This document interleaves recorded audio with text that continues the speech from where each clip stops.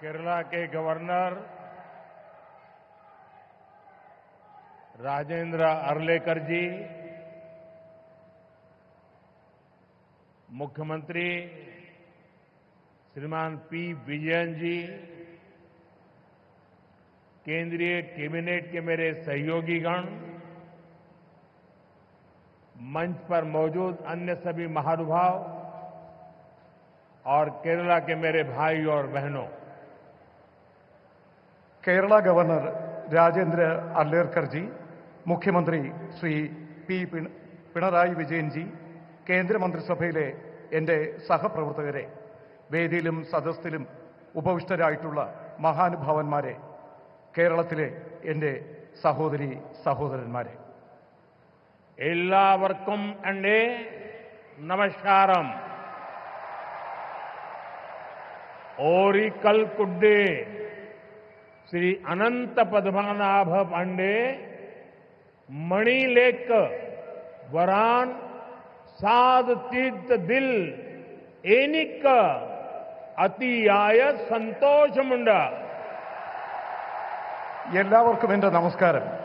ഒരിക്കൽ കൂടി ശ്രീ അനന്ത പത്മനാഭന്റെ മണ്ണിലേക്ക് വരാൻ സാധിച്ചതിൽ എനിക്ക് അതിയായ സന്തോഷമുണ്ട്. साथियों, आज भगवान आदि शंकराचार्य जी की जयंती है. 3 वर्ष पूर्व सितंबर में मुझे उनके जन्मभूमि क्षेत्र में जाने का सौभाग्य मिला था. मुझे खुशी है कि मेरे संसदीय क्षेत्र काशी में विश्वनाथ धाम परिसर में आदि शंकराचार्य जी की भव्य प्रतिमा स्थापित की गई है. मुझे उत्तराखंड के केदारनाथ धाम में आदि शंकराचार्य जी की दिव्य प्रतिमा के अनावरण का भी सौभाग्य मिला है. और आज ही देवभूमि उत्तराखंड में केदारनाथ मंदिर के पट खुले हैं. केरला से निकलकर देश के अलग अलग कोनों में मठों की स्थापना करके आदि शंकराचार्य जी ने राष्ट्र की चेतना को जागृत किया. इस पुनीत अवसर पर मैं उन्हें श्रद्धापूर्वक नमन करता हूं. സുഹൃത്തുക്കളെ, ഇന്ന് ഭഗവാൻ ആദി ശങ്കരാചാര്യ ജയന്തിയാണ്. 3 വർഷങ്ങൾക്ക് മുൻപ് സെപ്റ്റംബറിൽ എനിക്ക് അദ്ദേഹത്തിന്റെ ജന്മഭൂമി ക്ഷേത്രം സന്ദർശിക്കാനുള്ള സൗഭാഗ്യം ലഭിച്ചു. എൻ്റെ മണ്ഡലമായ കാശിയിൽ വിശ്വനാഥ് ധാമിൽ അതിന്റെ പരിസരത്ത് ആദി ശങ്കരാചാര്യരുടെ ഭവ്യമായ പ്രതിമ സ്ഥാപിച്ചിട്ടുണ്ട്. എനിക്ക് ഉത്തരാഖണ്ഡിലെ കേദാരനാഥ് ധാമിലും ആദി ശങ്കരാചാര്യരുടെ ദിവ്യ പ്രതിമ അനാവരണം ചെയ്യുന്നതിനുള്ള സൗഭാഗ്യം ലഭിച്ചിട്ടുണ്ട്. ഇന്നാണ് ദേവഭൂമിയായ ഉത്തരാഖണ്ഡിൽ കേദാരനാഥ മന്ദിർ തുറക്കുന്നത്.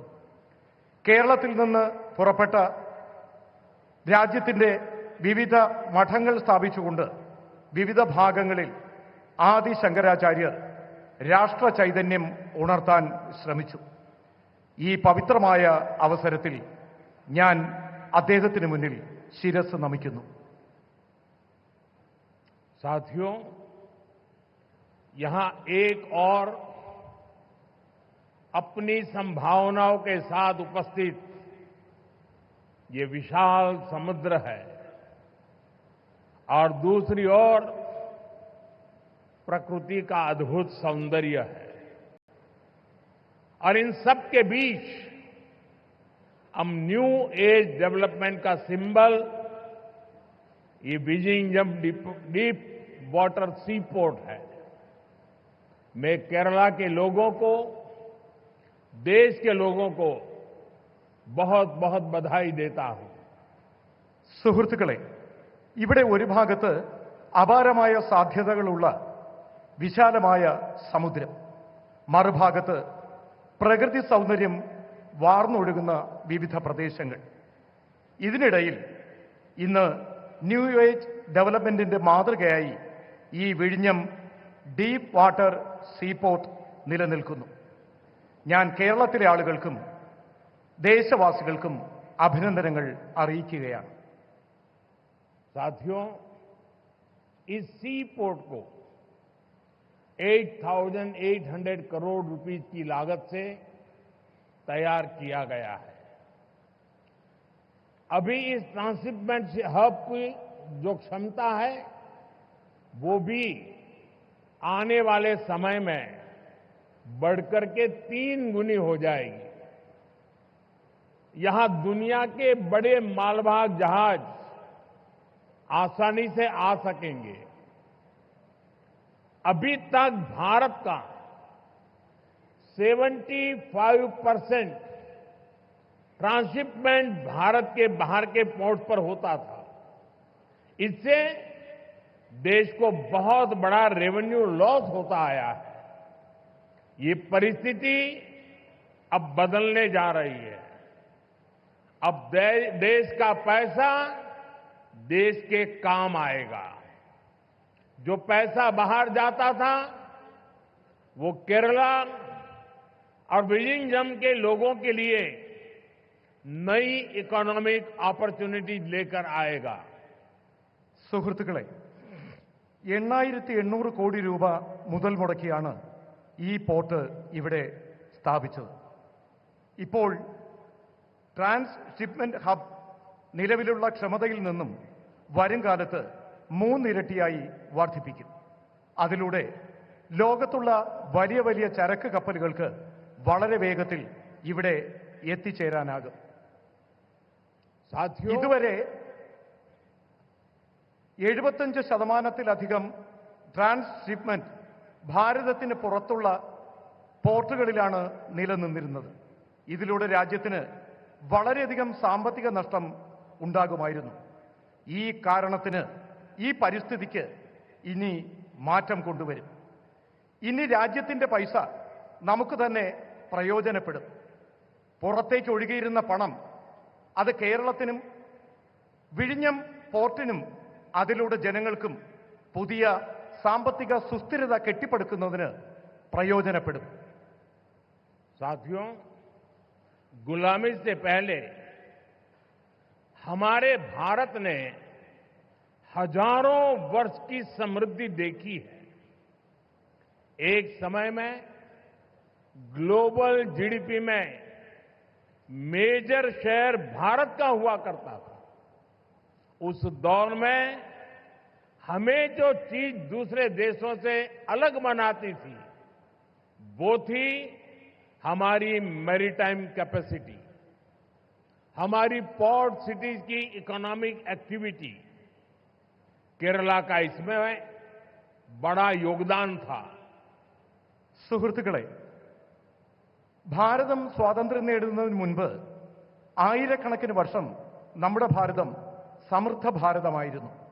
ഒരു കാലത്ത് ഗ്ലോബൽ GDPയുടെ മുഖ്യ പങ്കും ഭാരതമാണ് സംഭാവന ചെയ്തിരുന്നത്. ഇതിനിടയിൽ മറ്റ് രാജ്യങ്ങൾ ഇതിൽ നിന്നും വ്യത്യസ്തമായി. ഇന്ന് നമ്മുടെ മാരിടൈം കപ്പാസിറ്റി, നമ്മുടെ പോർട്ട് സീരീസ്, നമ്മുടെ ഇക്കണോമിക് ആക്ടിവിറ്റി, ഇതിലെല്ലാം കേരളത്തിന്റെ പങ്ക് മഹത്തരമാണ്. केरला से अरब सागर के रास्ते दुनिया के अलग अलग देशों से ट्रेड होता था. यहां से जहाज व्यापार के लिए दुनिया के कई देशों में जाते थे. आज भारत सरकार देश की आर्थिक ताकत के उस चैनल को और मजबूत करने के संकल्प के साथ काम कर रही है. भारत के कोस्टल स्टेट, हमारी पोर्ट सिटीज विकसित भारत की ग्रोथ का अहम सेंटर बनेंगे. മുൻകാലങ്ങളിൽ കേരളത്തിലുള്ളവർ അറബിക്കടലിലൂടെ ലോകത്താകമാനം ട്രേഡിനായി പോയിരുന്നു. ഇവിടെ നിന്നും കപ്പലുകൾ വ്യാപാരത്തിനായി ലോകത്തിന്റെ വിവിധ ഭാഗങ്ങൾ സന്ദർശിച്ചിരുന്നു. ഇന്ന് ഭാരത സർക്കാർ രാജ്യത്തിന്റെ സാമ്പത്തിക ശക്തിയായ ഈ ചാനലിനെ കൂടുതൽ ശാക്തീകരിക്കാനുള്ള നടപടികളുമായി മുന്നോട്ട് പോവുകയാണ്. ഭാരതത്തിന്റെ കോസ്റ്റൽ സ്റ്റാറ്റസ് നമ്മുടെ പോർട്ട് സിറ്റീസ് വികസിത ഭാരത സങ്കല്പത്തിന്റെ പുരോഗതിക്ക് പ്രധാന സെന്ററായി മാറും. मैं अभी पोर्ट की विजिट करके आया हूं और गुजरात के लोगों को जब पता चलेगा कि इतना बढ़िया पोर्ट ये अदानी ने यहां केरल में बनाया है, ये गुजरात में 30 साल से पोर्ट पे काम कर रहे हैं, लेकिन अभी तक वहां उन्होंने ऐसा पोर्ट नहीं बनाया, तब उनको गुजरात के लोगों से गुस्सा सहन करने के लिए तैयार रहना पड़ेगा.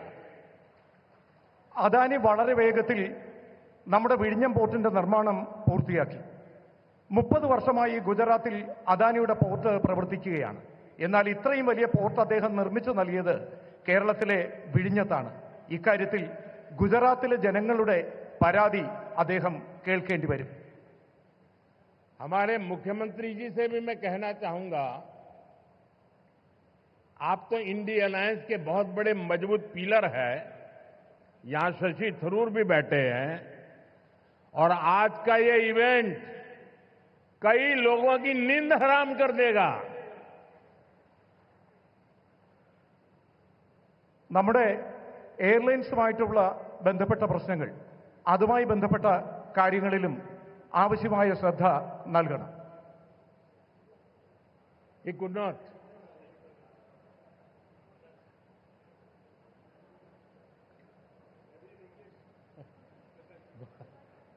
well, मैसेज चला गया जहां जा रहा था.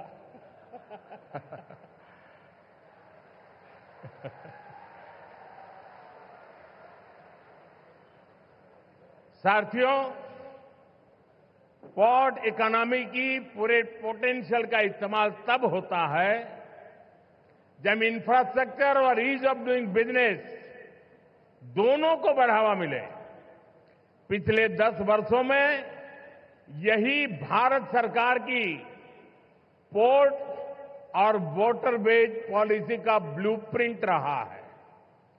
हमने इंडस्ट्रियल एक्टिविटीज और राज्य के होलिस्टिक विकास के लिए तेजी से काम आगे बढ़ाया है. സുഹൃത്തുക്കളെ, പോർട്ട് ഇക്കോണമിയുടെ മുഴുവൻ പൊട്ടൻഷ്യലും ഇപ്പോൾ പ്രയോജനപ്പെടുത്തുകയാണ്.